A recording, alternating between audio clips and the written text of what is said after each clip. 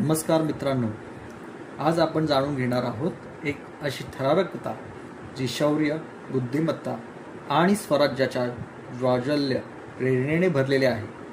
ही कथा आहे पन्हाळगड आणि आपल्या सर्वांच्या आराध्य दैवत छत्रपती शिवाजी महाराज यांची.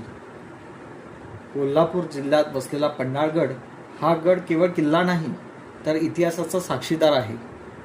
हा गड आदिलशाहीच्या ताब्यात होता, पण शिवाजी महाराजांनी आपल्या शौर्याने तो जिंकला आणि स्वराज्यात सामील केला. सन 1660 आदिलशाहीचा सरदार सिद्दी जोहर यांनी पन्हाळगडाला वेढा घातला. महिने वेढा चालू होता. अन्नसाठा कमी होत होता.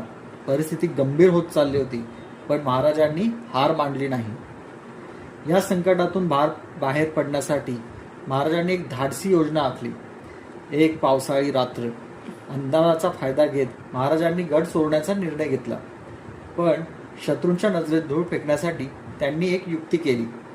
शिवा काशीद यांना महाराजांसारखे वेषांतर करून गडावर ठेवले गेले.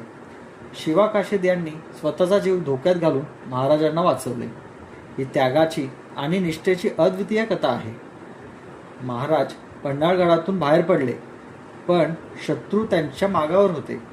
तेव्हा बाजीप्रभू देशपांडे यांनी एक ऐतिहासिक निर्णय घेतला. त्यांनी पावनखिंड येथे शत्रूंना अडवून ठेवले. जोपर्यंत महाराज सुरक्षित विशाळगडावर पोहोचत नाही तोपर्यंत त्यांनी लढा सुरू ठेवला. अखेर प्राणाची आहुती देऊन बाजीप्रभूंनी इतिहास घडवला.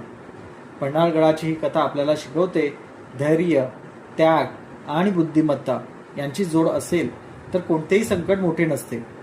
जर तुम्हाला अशी ऐतिहासिक आणि प्रेरणादायी कथा आवडली असेल तर व्हिडिओला लाईक करा, चॅनलला सबस्क्राईब करा.